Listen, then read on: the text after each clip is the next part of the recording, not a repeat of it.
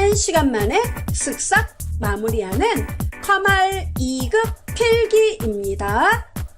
지금 컴알 2급 필기 공부를 하고 있는데 정리가 되지 않아요. 이런 분들, 내일 모레가 시험인데 한번 쭉 제 머릿속에서 깔끔한 정리를 원합니다. 이런 분들 모두 환영합니다.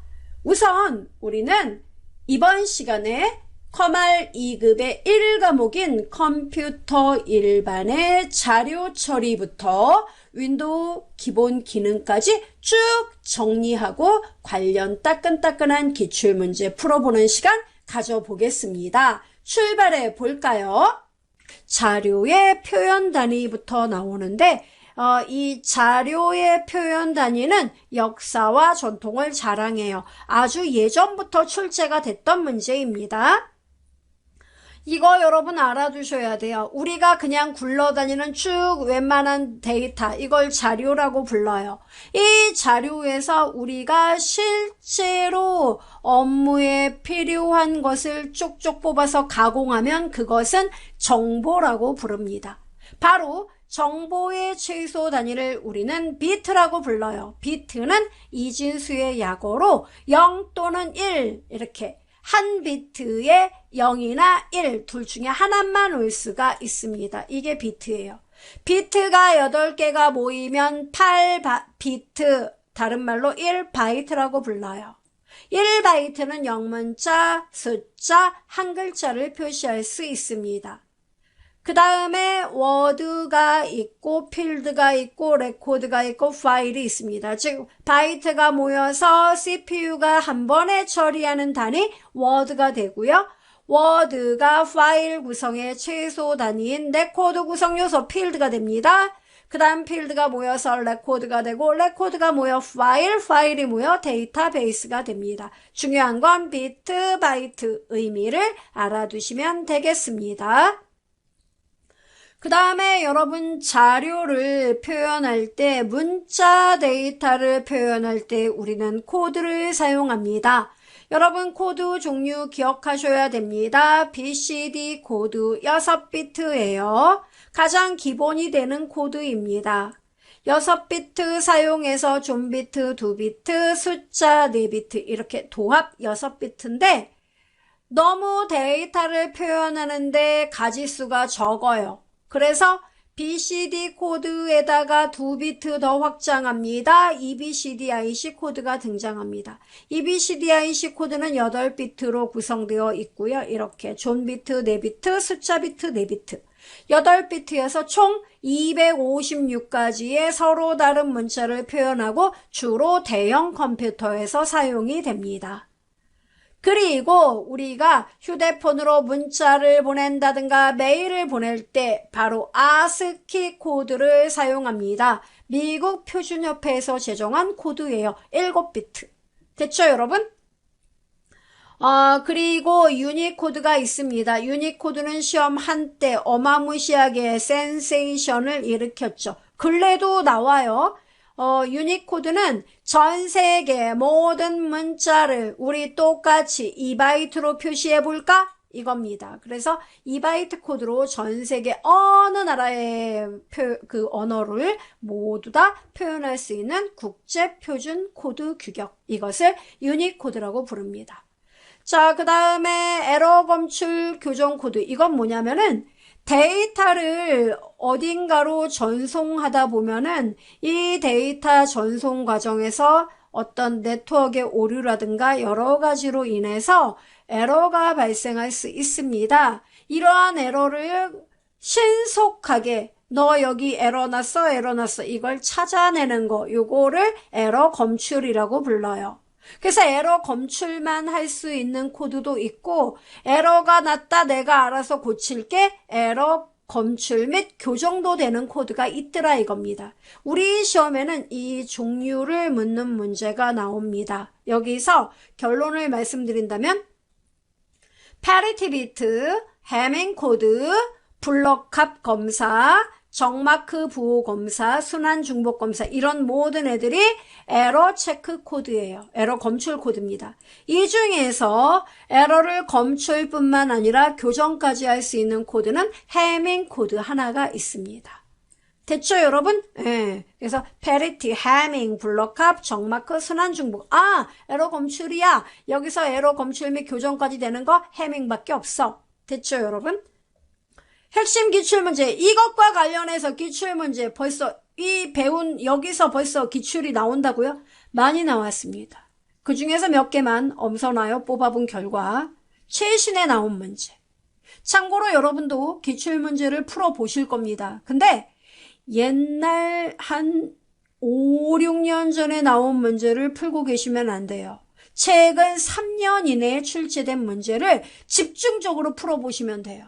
그러면 탁 패턴이 보여요. 왜냐면 문제도 이 트렌드라는 게 있거든요. 자, 1번. 다음 중 컴퓨터에서 사용되는 바이트. 여러분 바이트는 비트가 몇 비트? 8비트. 1번 맞아요. 일반적으로 영문자나 숫자는 1바이트로 한 글자를 표현하고 한글 및 한자는 2바이트를 한 글자로 표현한다. 오케이. 1바이트는 컴퓨터에서 각종 명령을 처리하는 기본 단위이다. 이렇게 나왔는데 미안하지만 각종 명령 처리 기본 단위는 아닙니다. 그냥 의미 있는 단어의 기본 단위가 되는 거죠. 그래서 3번이 답입니다. 1바이트로는 이게 8비트니까 2의 8승 256가지 정보를 표현합니다. 됐죠?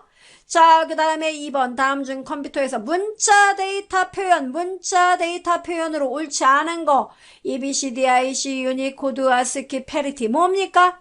문자 코드 제가 BCD, 아스키, EBCDIC, 유니 설명드렸죠? 페리티는 뭐라고 배웠죠? 에러 검출 코드. 답 4번.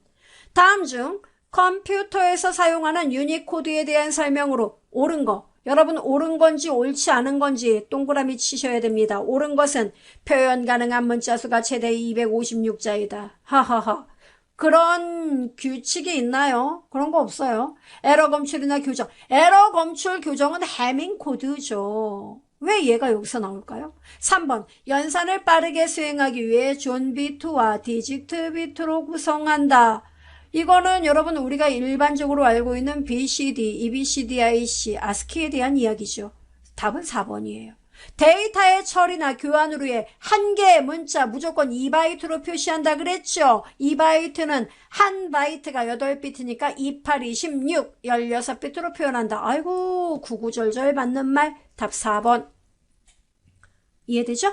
자, 그 다음에 기억장치. 이제 우리 컴퓨터의 구성은요. 제가 잠깐 가닥을 잡아드리죠. 크게 하드웨어와 소프트웨어로 구성이 됩니다. 그죠? 하드웨어는 딱 보고 어때요? 저거 컴퓨터야. 그죠? 하드웨어는 다시 어떻게 됩니까? 내부적으로 CPU라는 애가 있고요. 그 다음에 기억장치가 있고요. 맞습니까? 네, 이런 애들이 있단 말이죠. 우리는 다른 거 다 필요 없어요. 뭐 주변 장치인 뭐 키보드, 마우스 이런 거 모니터 다 필요 없어요. 옛날엔 그런 애들도 시험에 나왔었지만 요새 트렌드는요. 기억 장치에 대한 문제. 네, 이 부분이 핵심이에요. 특히 기억 장치 중에서도 가장 뭐라고 부르죠? 네, 스테디셀러 같은 느낌? 네, 스테디한 문제들.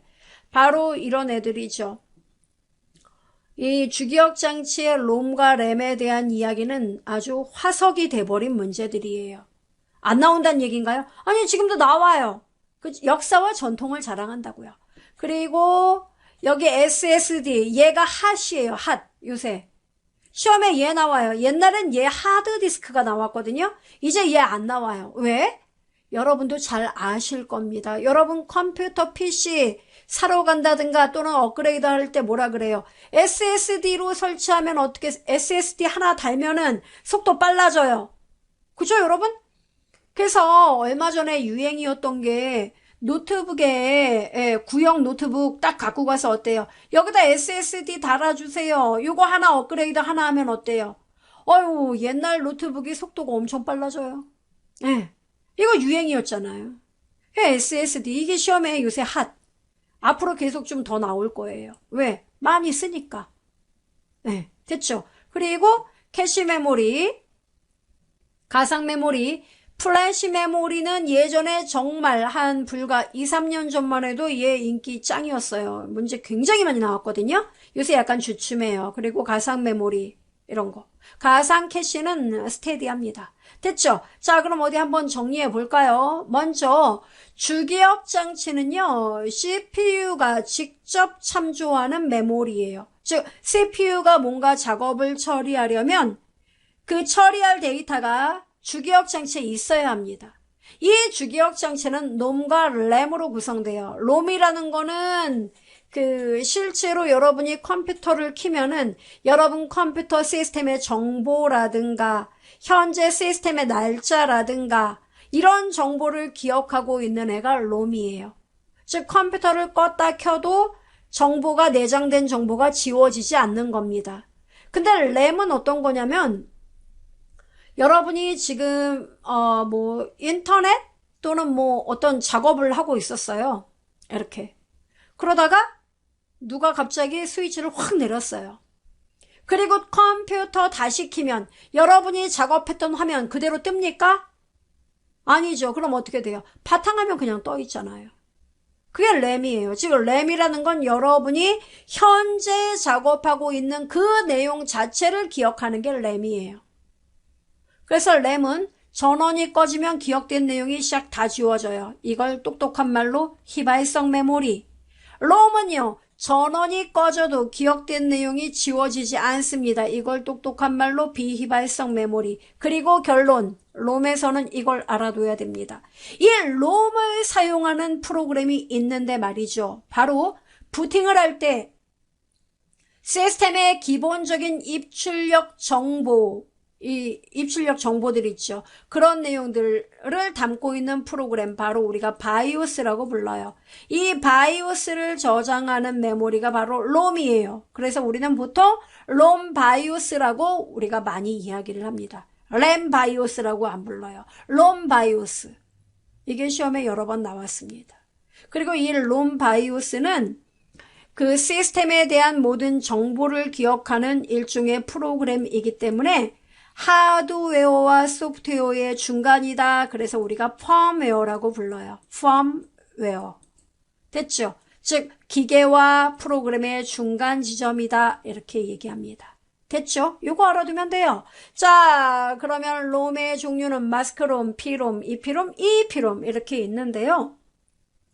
마스크롬은 제작회사에서 미리 내용을 다 기억시켜놔요. 그래서 내용을 사용자가 마음대로 고칠 수가 없어요. 그 다음에 P롬은 사용자가 너무 불편한 거예요. 내가 직접 필요하니까 프로그램 한번 살짝 롬 내용 거기다 프로그램 살짝 하나 기록하고 싶다. 이렇게 되면 그래 한 번만 써봐. 이게 P롬입니다. 이 P롬은요. 사용자가 이 롬에 들어있는 내용의 일부를 지우고 싶은 거예요. 그래서 지우는 게 허용이 됩니다. 바로 뭘로 지우느냐? EP롬과 EEP롬 둘 다 지울 수 있는 건데 이 재료가 달라요. EP롬은 태양의 UV 광선, 자외선을 이용해 지우는 거고 EEP롬은 정기적인 충격을 통해 내용을 지우는 겁니다.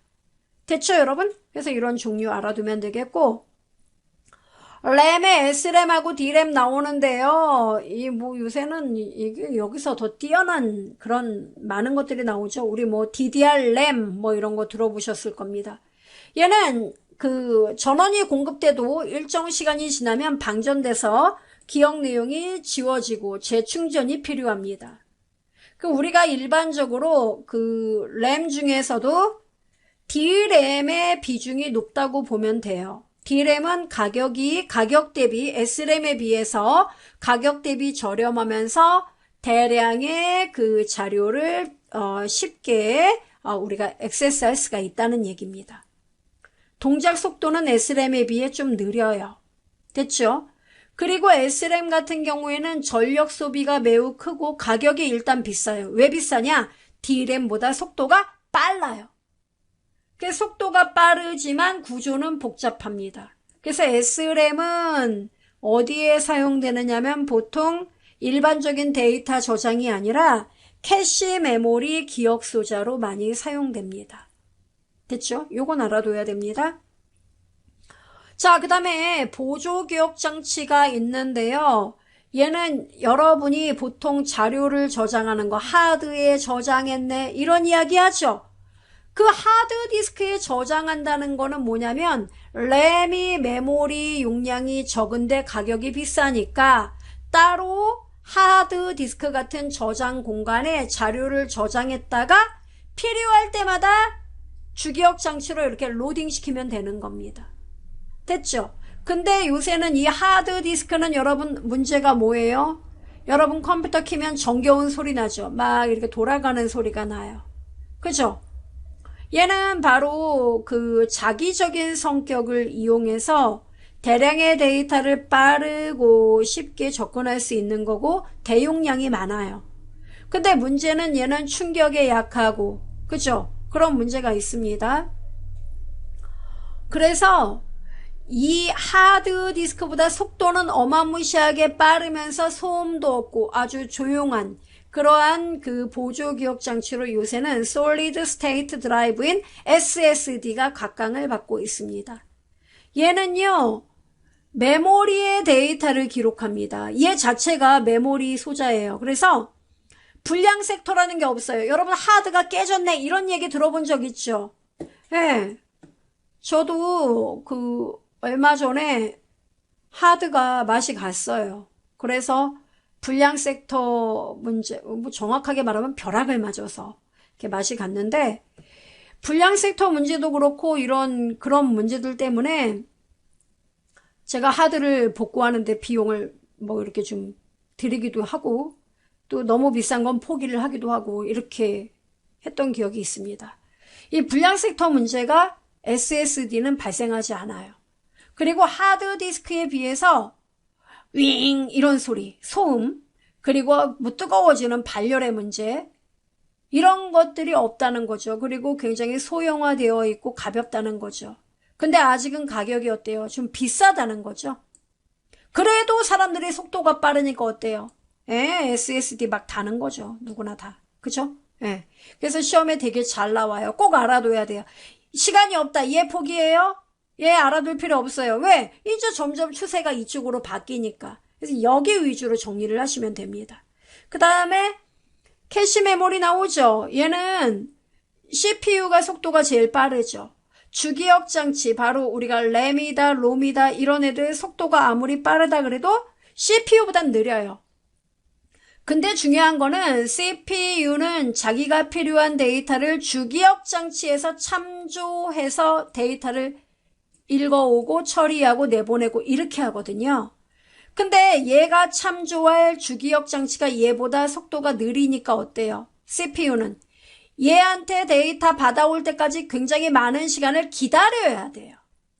이런 속도로 인해서, 차이로 인해서 이렇게 되면 결국은 이것은 시스템의 성능 저하로 영향을 주게 된다는 겁니다. 이거를 막기 위해서 CPU와 주기억 장치 사이에 CPU가 자주 참조하는 데이터만 따로 모아두기 위한 고속의 메모리를 두자. 이게 바로 캐시 메모리예요. 이해됩니까? 예, 그래서 여러분 알아두시면 됩니다. 바로 어디에 밑줄이냐? 첫 번째 내용. CPU와 주기억 장치 간의 속도 차이 해결. 고속의 메모리. 됐죠, 여러분? 그리고 얘는 SRAM을 주로 사용합니다. 됐죠?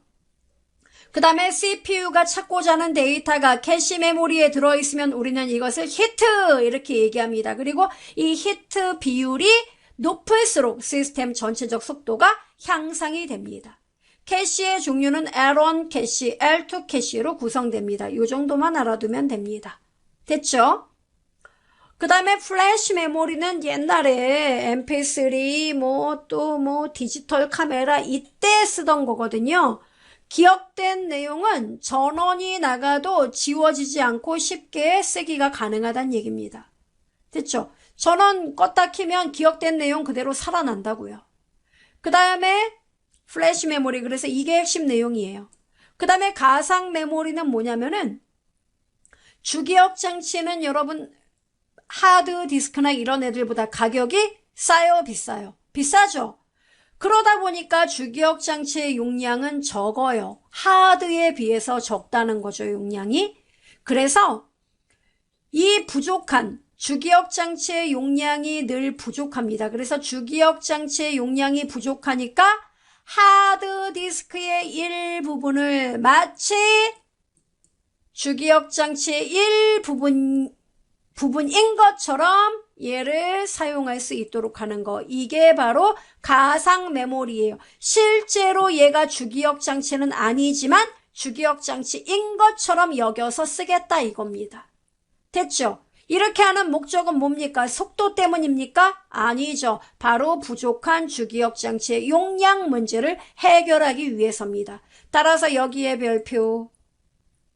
시험에 무조건 용량이 나오면 가상 메모리 이렇게 답하시면 됩니다. 보조기억 장치의 일부를 주기억 장치처럼 사용한다. 됐죠? 그 다음에 연간 메모리는 뜻만 알아두시기 바랍니다. 연간 메모리는 데이터를 읽어올 때 주소 참조가 아닌 내용의 일부를 이용해서, 즉 내용을 가지고 데이터를 찾는다. 이렇게 알아두시면 됩니다. 자, 핵심 기출문제 보고 정리합시다.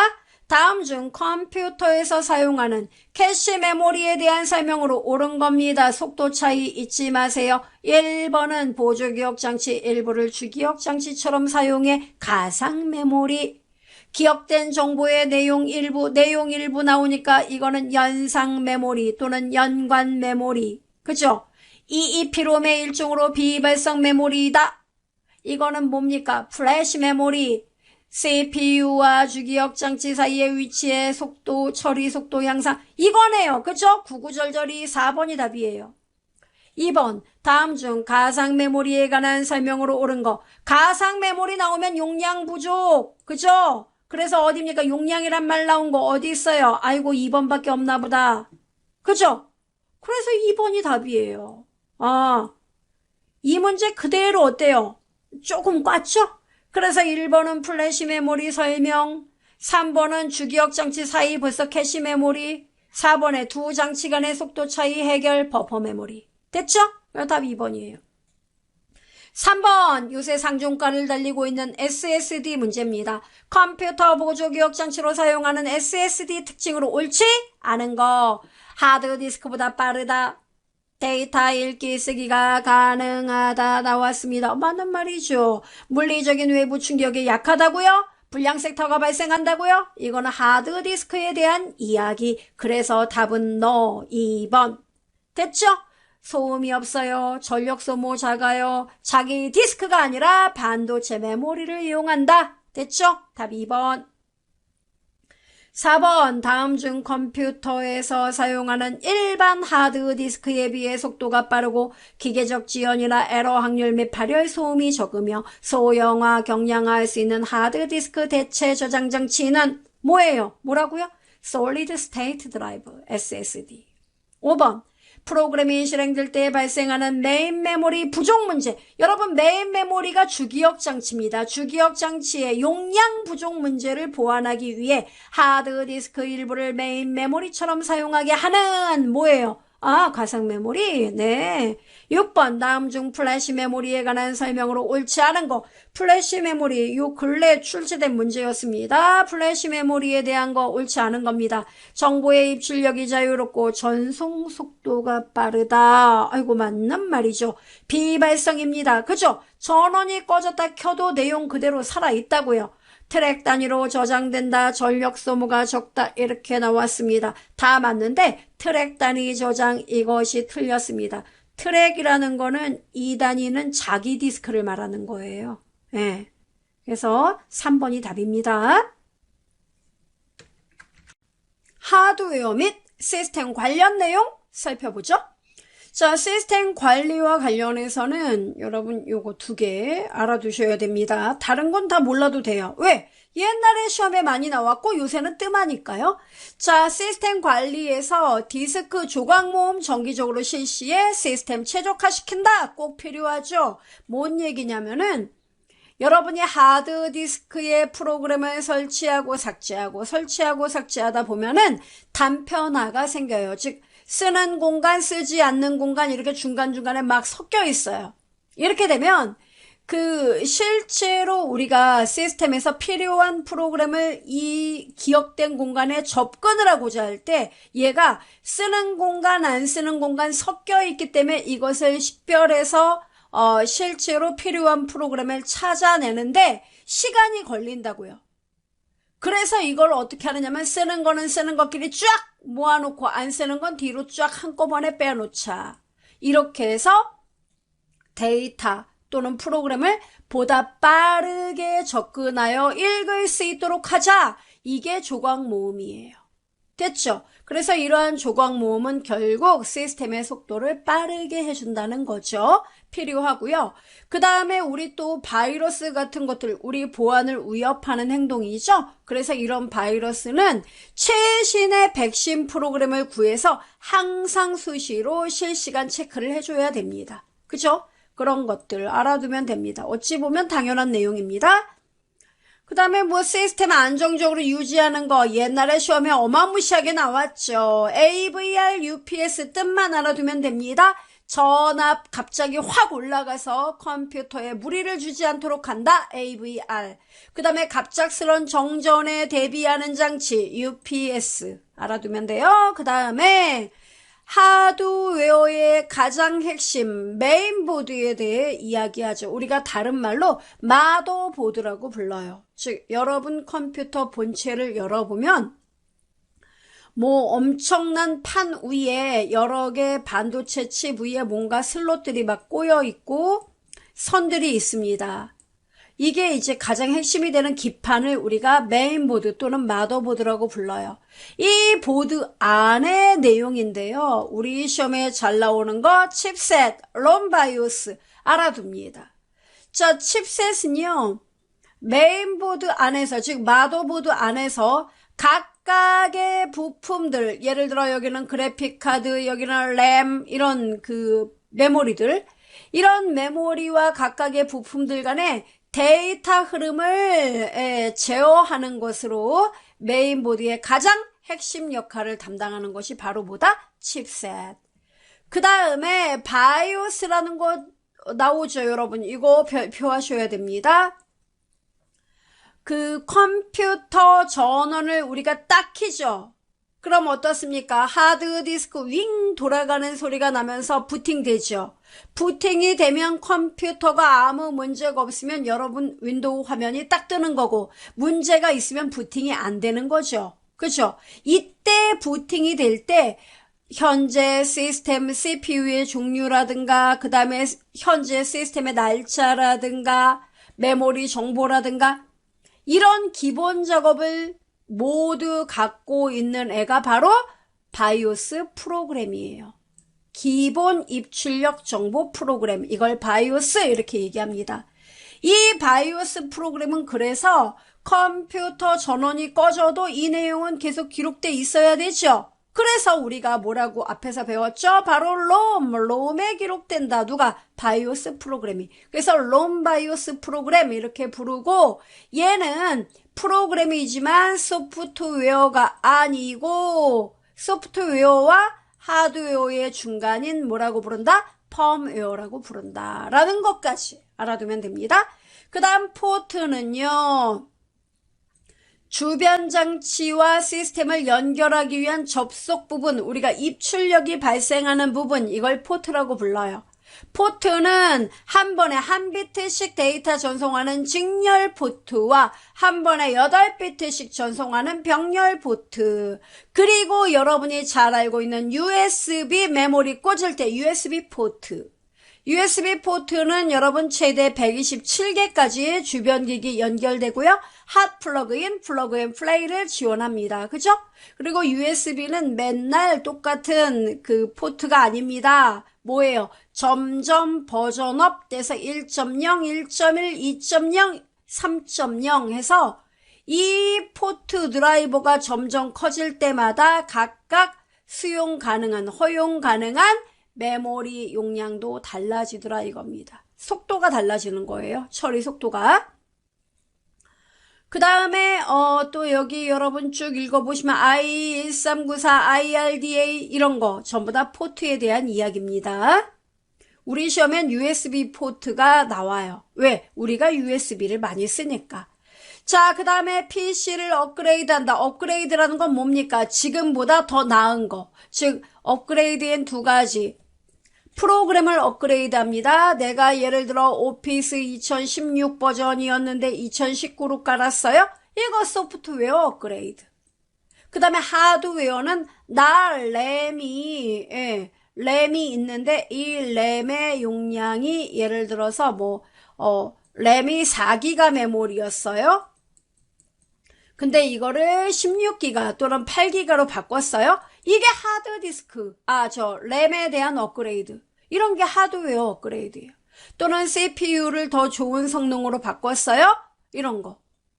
그런데 여러분 여기서 중요한 거는 이 CPU를 업그레이드 한다는 얘기는 뭡니까? 그만큼 CPU가 처리하는 그 작업의 어떤 연산 속도라든가 이런 게 더 빨라진다는 걸 말하죠. 근데 중요한 거는 이런 그 CPU를 업그레이드하기 위해서는 지원이 돼야 되거든요. 그래서 메인보드가 교체하고자 하는 CPU를 지원하지 못한다. 그럼 메인보드 자체를 다 갈아야 돼요. 됐죠? 그 다음에 램의 업그레이드 같은 경우에는 메모리의 업그레이드죠. 그래서 속도는 나노의 수치가 많을수록 적을수록 좋다. 이게 바로 속도예요. 그래서 메모리 속도는 어떻습니까? 적을수록 좋다는 겁니다. 됐죠, 여러분? 알아두면 됩니다. 하드디스크 용량은 크면 클수록 좋죠? 그 다음에 CD-롬은 배속이 높으면 좋고요. 그 다음에 CPU 같은 경우에도 한 번에 일정 시간 동안 처리하는 연산의 속도가 빠르면 빠를수록 좋은 거죠? 이렇습니다. 알아두면 되겠습니다. 자, 그러면 기출문제 봅시다. USB 인터페이스에 대한 설명으로 옳지 않은 것은 직렬 포트보다 USB 포트의 데이터 전송 속도 더 빨라요. 맞습니다. 그 다음에 USB 컨트롤러당 최대 127개까지 포트 확장되고요. 핫 플러그인과 플러그 앤 플레이를 지원한다. 이렇게 나왔습니다. 다 구구절절이 맞아요. USB 커넥터를 색상으로 구분하는 경우 USB 3.0은 빨간색, USB 2.0은 파란색을 사용한다. 나왔는데 USB 3.0은 파란색을 사용합니다. USB 2.0은 파란색 아닌 나머지가 다 2.0이죠. 그래서 답은 몇 번? 4번이에요. 이게 함정이었습니다. 그 다음에 PC의 바이오스에 관한 설명으로 옳지 않은 것은 기본 입출력 장치나 메모리 등 하드웨어 작동에 필요한 명령을 모아놓은 프로그램 오케이. 전원이 켜지면 POST Power On Self 테스트를 통해 컴퓨터를 점검하고 사용 가능한 장치를 초기화한다. 아유, 맞는 말.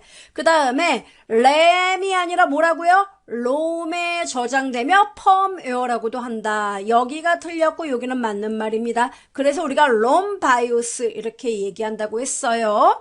3번 다음 중 컴퓨터 하드디스크 연결 방식에 SATA가 있어요. 이때 SATA의 이 S는 시리얼을 말해요. 시리얼은 뭐냐면 직렬 인터페이스 방식. 한 번에 한 비트씩 전송하는 거.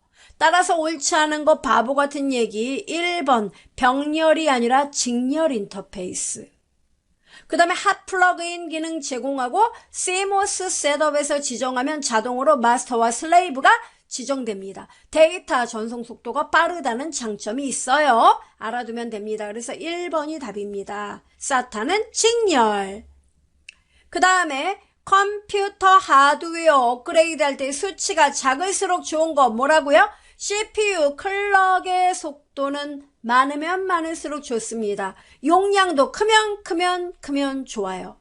램의 접근 속도인 나노는 크면 좋다 그랬어요? 낮으면 좋다 그랬어요? 낮으면 좋다 그랬죠. 따라서 바보 같은 얘기 3번이에요. 램의 접근 속도는 낮아야 됩니다. 그 다음에 모뎀의 전송 속도는 빨라야 돼요. 됐죠? 그래서 답은 3번 알아두시기 바랍니다. 자, 그 다음에 이제 운영체제가 나오는데요. 운영체제 뜻을 좀 알아둬야 되죠. 운영체제는 시스템이 있고 사용자가 있습니다. 그러면 사용자와 시스템 간의 인터페이스 역할, 사용자가 현재 인터넷 연결하려고 해 어떻게 연결해야 되지? 그 방법에 대한 모든 것들 정보를 쥐고 있는 게 운영체제입니다. 또 여러분이 컴퓨터를 켰는데 그 컴퓨터 화면에 아이콘 아무것도 없어요. 그럼 어때요? 나하고 컴퓨터하고 의사소통 안 되죠? 그런 것들이 바로 운영체제가 하는 일입니다. 즉 운영체제는 사용자의 인터페이스 제공, 그 다음에 데이터의 입출력 관리, 파일에 대한 관리, 즉 우리 윈도우즈 운영체제, 윈도우즈도 운영체제입니다. 들어가면 여러분 파일 탐색기에 들어가서 파일을 복사도 하고 이동도 하고 하죠? 그런 거. 그 다음에 각종 하드웨어, 장치에 대한 자원관리, 프로그램 갑자기 어때요? 강제 종료시키고 실행하고 이런 거 하죠? 제어 수행. 이런 것들을 하는 종합적인 프로그램. 이것을 우리는 운영체제 이렇게 부릅니다. 알아두셔야 돼요.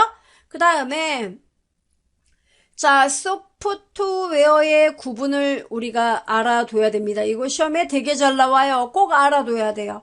소프트웨어, 즉 프로그램을 말하죠. 프로그램은 구분을 이렇게 한다 이겁니다. 우선 여러분이 오피스 프로그램 같은 경우 한글 이런 거 어때요? 돈 주고 사야 되죠. 즉 돈을 지불하고 사용해야 되는 프로그램, 상용 소프트웨어.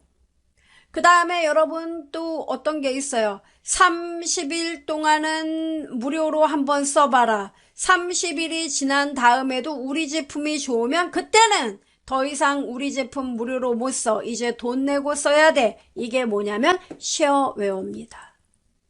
그 다음에 공개 소프트웨어는 무료로 사용 가능한 프로그램 말합니다. 프리웨어. 됐죠? 그 다음에 게임 많이 하시는 분들 아시죠? 데모 버전 프로그램. 이건 뭐예요? 예, 바로 게임 프로그램 홍보하기 위해서 사용 기간을 짧게 두고 어때요? 데모 버전으로 한번 사용해 보는 거죠. 그래서 우리 제품 이런 거야. 너 여기서 포인트 점수를 더 쌓고 싶어? 예, 무기 점수를 더 높이고 싶어? 그럼 우리 정식 회원 돼. 이게 데모 버전. 그 다음에 여러분 패치 알아두세요. 패치는 이미 그 어떤 그 제품, 즉 프로그램을 시장에 다 오픈을 했어요. 예. 그런데 문제는 뭐냐면은 이게 이제 막 사람들이 막 사용을 이제 하려고 하는데 중요한 건 뭐냐면은 에러가 발생을 한 거예요. 이 프로그램 안에. 그러니까 이 프로그램이 100점짜리여야 되는데 문제는 이 안에서 어떤 회원들끼리 어떤 메신저를 주고받는 기능이 갑자기 먹통이 돼서 안 된다더라. 또는 되긴 되는데 에러가 난다든가. 그럼 어떻게 해야 돼요? 사람들이 불만이 막 있겠죠. 막 게시판에 이것도 프로그램이냐 막 쓰겠죠. 그럼 어떻게 해요? 이 내용을 가지고 고치죠. 내용을 좀 고쳐요. 그래서 이 부분, 문제가 되는 부분을 해결을 하죠. 해결해서 다시 자, 내가 고쳤으니까 한번 사용해봐. 그게 바로 패치 버전이에요. 됐죠? 프로그램 수정해서 배포하는 거. 그 다음에 알파, 베타 나오죠. 제작회사 내에서 성능 시험하기 위한 테스트 버전 알파. 베타는 공식 프로그램 정식으로 출시하기 전에 일반 사용자에게 자, 써보세요. 우리 제품 이런 겁니다. 이게 베타 버전이에요. 됐죠? 그래서 여러분이 알아두면 되겠습니다. 자, 그 다음에 문제를 보죠. 1번 다음 중 아래 기억, 니은, 디귿에 해당하는 소프트웨어 종류를 올바르게 짝지어 나열한 거. 자, 여러분 여기 보세요. 누구나 임의의 용도로 사용할 수 있는 프로그램. 여러분 누구나 임의의 용도로 사용할 수 있대요. 주로 일정 기간 동안 일부 기능을 제한한 상태로 사용하는 프로그램. 먼저 사용해보고 가장 적합한 프로그램을 구입하여 사용하려고 한다. 누가요? 홍길동 씨가. 자, 그렇다면 여러분 누구나 임의의 용도로 사용할 수 있답니다. 아무나. 이건 뭐예요? 프리웨어, 공개 프로그램 프리웨어예요. 돈이란 말이 없어요. 예. 그 다음에 일정 기간 동안 일부 기능을 제한했습니다, 여러분. 그게 뭐예요? 쉐어웨어. 그 다음에 여기서 프로그램을 구입한다. 구입이 뭐예요? 돈 주고 산다는 얘기죠. 이게 상용 소프트웨어. 답 몇 번? 1번. 이렇게 나와요. 가장 따끈따끈한 문제.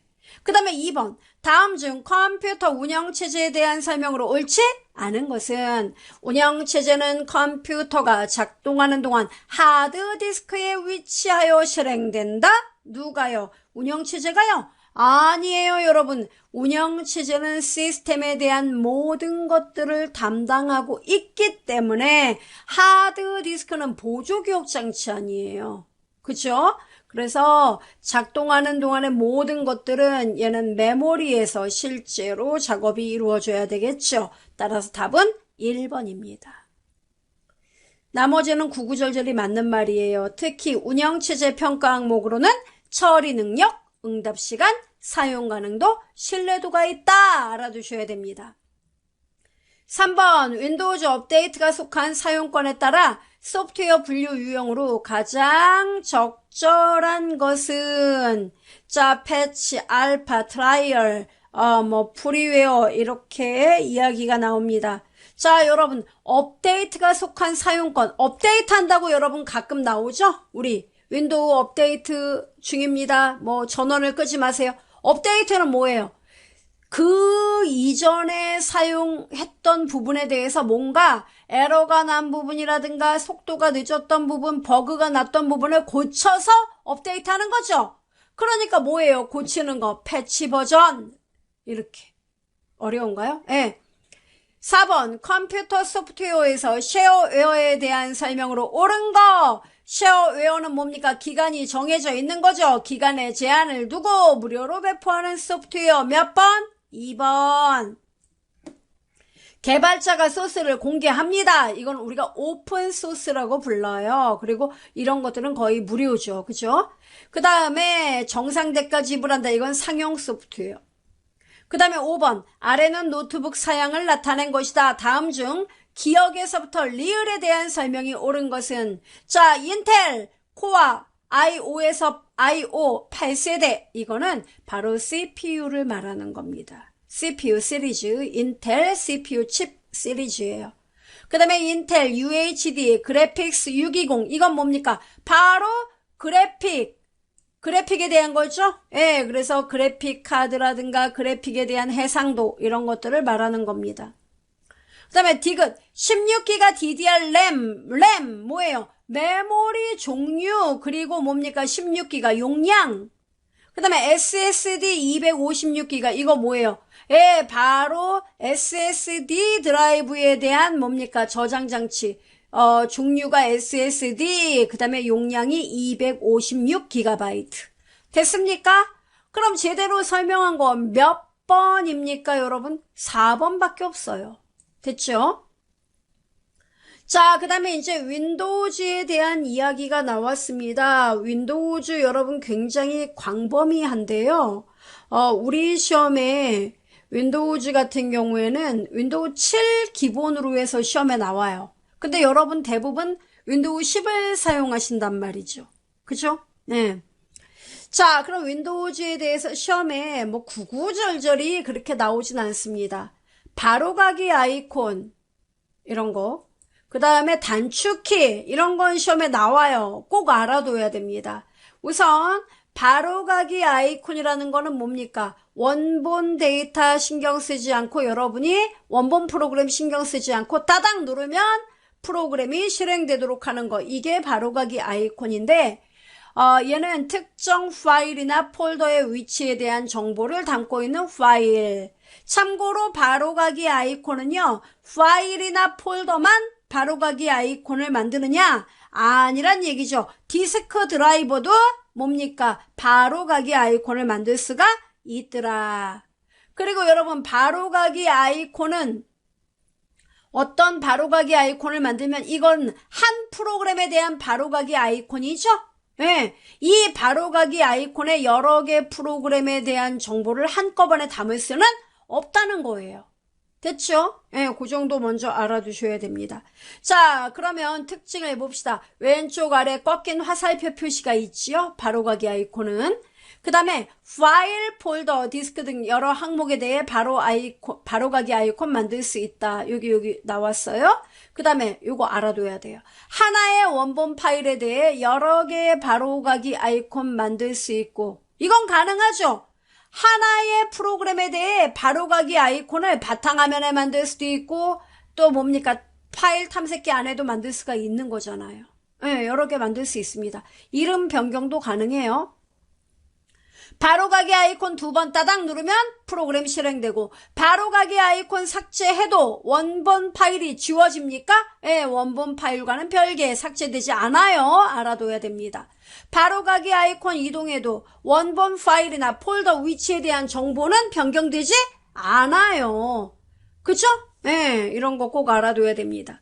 그러면 바로가기 아이콘을 만드는 방법, 바로 원본 프로그램에서 마우스 오른쪽 바로가기 메뉴에서 바로가기 만들기. 그 다음 또 오른쪽 버튼으로 어떻게 돼요? 마우스로 해당 원본 프로그램 꾹 눌러서 찍 드래그해서 여기에 바로가기 만들기. 또는 컨트롤 시프트 키를 누른 상태로 원본 프로그램 선택해서 원하는 곳으로 찍 끌어다 놔도 바로가기가 생겨요. 또는 바로가기 아이콘을 복사해서 또 다른 곳에 바로가기 아이콘 복사할 수가 있더라 이겁니다. 됐죠?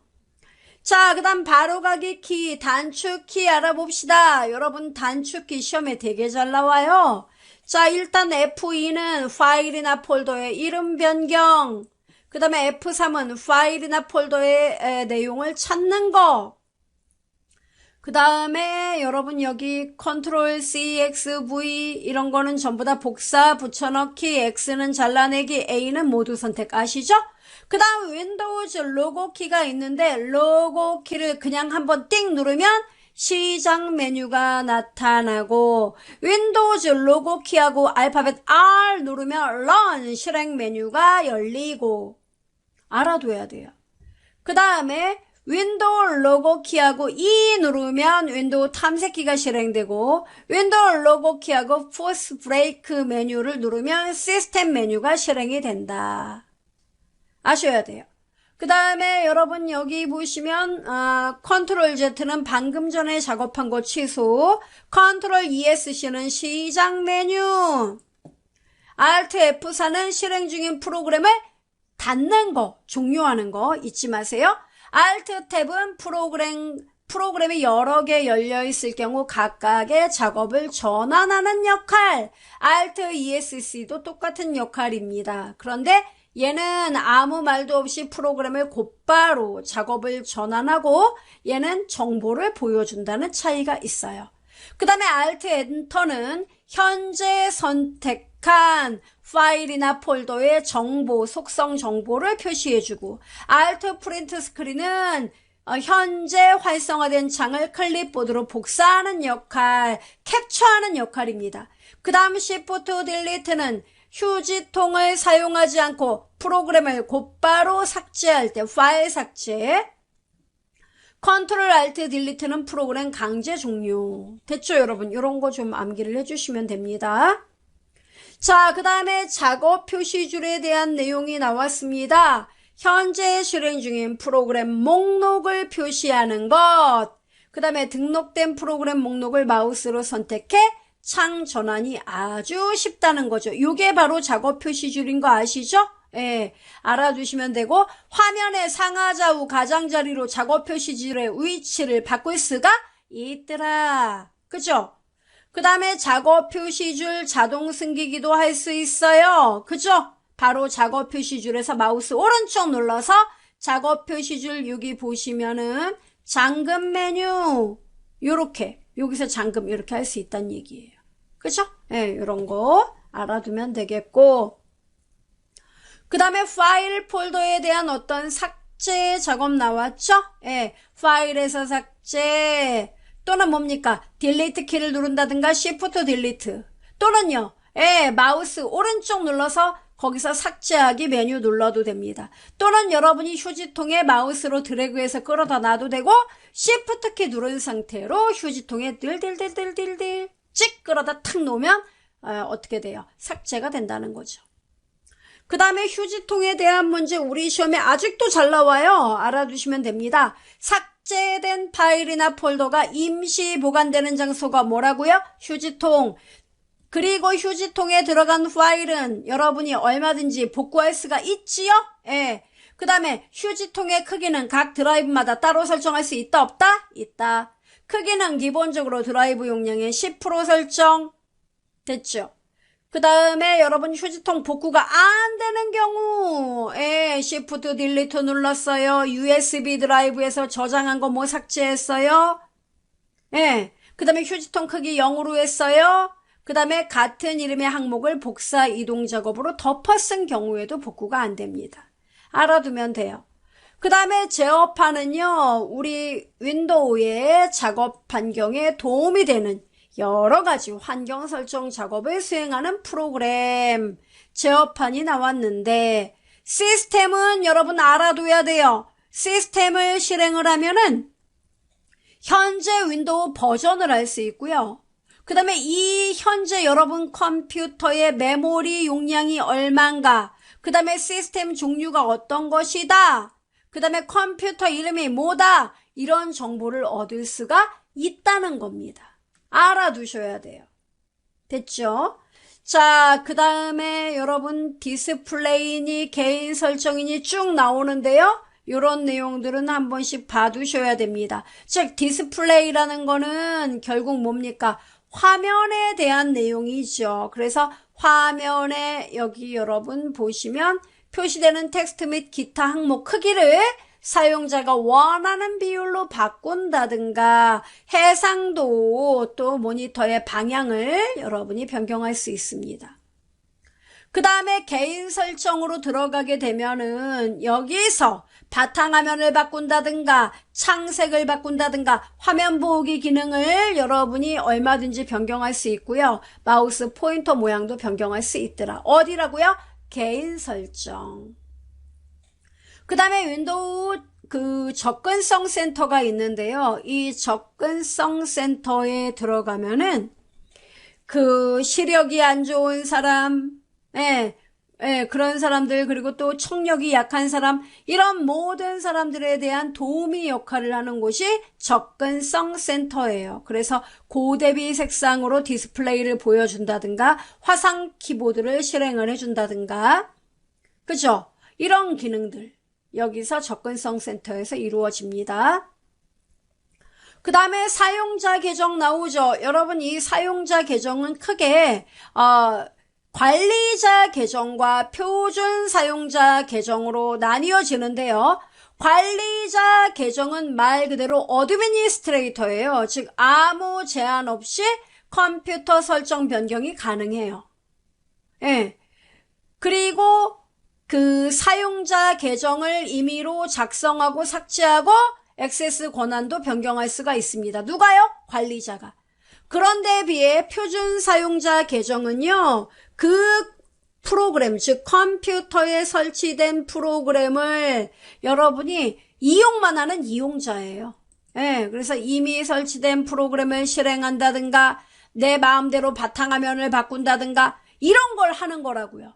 그리고 중요한 거는 이 사용자 계정에 들어가서 여러분이 바로 계정에 대한 그림 그리고 암호 설정도 할 수가 있습니다.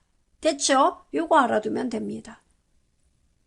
그 다음에 프로그램을 여러분이 설치했는데 그 내용을 변경한다던가 제거하고자 할 때 프로그램 및 기능에 들어가면 되겠고, 그 다음에 윈도우에 설치된 글꼴에 대해서 등록하고 삭제하는 작업은 글꼴에서 작업을 해준다는 겁니다. 됐죠? 그 다음에 여러분 프린터에 대한 내용 나왔죠? 프린터는 시험에 잘 나와요. 어디를 알아둬야 되느냐면 여러분 여기요. 여러 개의 프린터를 한 대 컴퓨터에 설치할 수 있다 없다? 있다. 한 개의 프린터를 네트워크를 통해 공유할 수도 있다. 이때 프린터 네트워크 프린터가 되는 거죠. 그 다음에 여러분 네트워크 프린터는 실제로 어때요? 예, PC와 물리적으로 연결되어 있지 않아도 다른 사람이 일단 네트워킹 프린터로 설정을 해 놓으면 여러분은 어때요? 이것을 네트워크 프린터에 대한 정보만, 연결 정보만 갖고 있으면 언제 어디서나 인쇄만 누르면 여기서 나오는 거죠. 예, 그런 것입니다. 그래서 네트워크 프린터도 기본 프린터로 설정할 수가 있다는 거 알아두시면 되겠습니다. 그리고 프린터는 실제로 PC와 연결되는 건 로컬 프린터, 그리고 네트워크로 사용 가능한 네트워크 프린터 이렇게 구분된다는 거. 그리고 네트워크 프린터 사용할 때는 프린터의 공유 이름과 프린터가 연결되어 있는 PC 이름을 알아야 한다는 사실 기억하시면 됩니다. 그 다음 나머지 문서 인쇄에 대한 내용 여러분 참고하셔서 알아두셔야 됩니다. 인쇄 대기 중인 문서의 이름, 상태, 페이지 수, 크기를 확인할 수 있습니다. 그리고 프린터의 모든 문서 취소를 실행하면 스플러에, 즉 임시 기억 공간인 스플러가 있습니다. 여기에 저장된 모든 인쇄 작업이 삭제가 된다. 됐죠? 인쇄 작업 중에 오류가 발생하면 해당 문서가 인쇄 대기열에서 없어질 때까지 이후에 모든 인쇄 작업이 어떻게 된다? 보류가 된다. 됐죠? 자, 그러면 우리 문제를 보도록 합시다. 먼저 1번, 다음 중 윈도우즈 제어판에 접근성 센터에서 설정할 수 없는 기능은 다중 디스플레이를 설정해 2대 모니터에 화면을 확장해 표시할 수 있더라. 돋보기 사용해 화면에서 원하는 영역을 확대해 크게 볼 수 있다. 나레이터 기능 있었죠? 예, 모든 텍스트 내용 읽어준다. 키보드가 없어도 입력 가능한 화상 키보드 표시할 수가 있더라. 다 맞죠? 여기서는 1번입니다. 듀얼 모니터 기능은 없었어요. 그 다음에 2번 문제, 휴지통에 임시 보관되어 복원이 가능한 경우 있지요. 참고로 USB 메모리는 복원 안 된다 그랬어요. 네트워크 드라이브 복원 안 됩니다. 그죠? 휴지통 속성의 최대 크기 0메가 하면은 이것도 어떻게 돼요? 그냥 날아간다 그랬죠? 따라서 답은 1번이에요. 그 다음에 바로가기 키 문제 나왔습니다. 바로가기 키에 관한 설명으로 옳지 않은 거. 컨트롤 ESC는 시작 메뉴, Shift F10 선택한 항목의 바로가기 메뉴 이렇게 나왔습니다. 어떻게 생각하세요, 여러분? 여기에서 잘못된 것이 Alt Enter가 선택한 항목을 실행한다고 했는데 얘는 선택한 항목에 대한 등록 정보. 그죠? Shift F10 바로가기 메뉴 얘는 등록 정보. 실행이라 그랬기 때문에 3번이 답이에요. 윈도우 로고키 플러스 2는 탐색기. 맞죠? 예, 이렇게 나와요. 알아두시면 되겠습니다. 그 다음에 컨트롤 시프트 키 누른 채 윈도우즈 파일을 선택한 후 컨트롤 시프트 키를 누른 채 다른 위치로 찍 끌어다 놓으면 어떤 일이 발생한다 그랬죠?